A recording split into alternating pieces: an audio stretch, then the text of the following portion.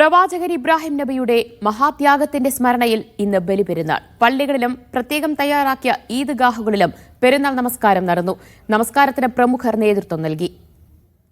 അൽഹംദുലില്ലാഹി റബ്ബിൽ ആലമീൻ അർറഹ്മാനിർ റഹീം മാലികി യൗമിദ്ദീൻ.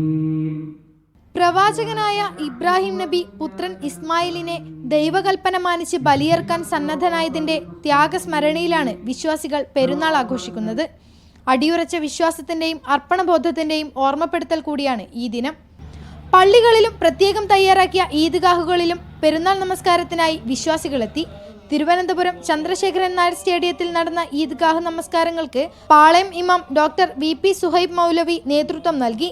പഹൽഗാം ഭീകരാക്രമണത്തിൽ തിരിച്ചടി നൽകിയ സൈന്യത്തിന് ആദരമർപ്പിച്ചും ഗസയിലെ ദുരിതമനുഭവിക്കുന്ന ജനതയ്ക്ക് പിന്തുണ നൽകിയുമായിരുന്നു പ്രമുഖരുടെ പെരുന്നാൾ സന്ദേശം.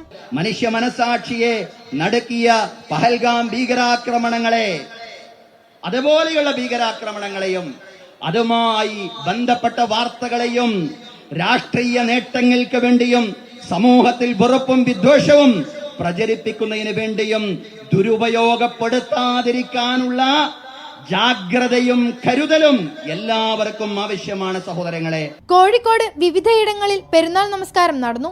പാളയം മൊയ്തീൻ പള്ളിയിൽ നടന്ന ചടങ്ങുകളിൽ ഡോക്ടർ ഹുസൈൻ മടവൂർ നേതൃത്വം നൽകി. മലപ്പുറം മഹ്ദീൻ ഗ്രാൻഡ് മസ്ജിദിൽ പെരുന്നാൾ നിസ്കാരത്തിന് ചീഫ് ഇമാം സയ്യിദ് അഹമ്മദുൽ കബീർ അൽ ബുഖാരി നേതൃത്വം നൽകി. എറണാകുളം ഗ്രാൻഡ് മസ്ജിദിൽ MP ഫൈസൽ അസ്ഹരി ആയിരുന്നു കാർമ്മികത്വം വഹിച്ചത്. എറണാകുളം സെൻട്രൽ ജുമാ മസ്ജിദ്, കലൂർ ജുമാ മസ്ജിദ് തുടങ്ങി വിവിധ പള്ളികളിൽ പെരുന്നാൾ നമസ്കാരവും പ്രാർത്ഥനാ ചടങ്ങുകളും ഉണ്ടായിരുന്നു. പരസ്പരം ആലിംഗനം ചെയ്തും സ്നേഹം കൈമാറിയും പെരുന്നാൾ ആഘോഷത്തിലാണ് വിശ്വാസികൾ.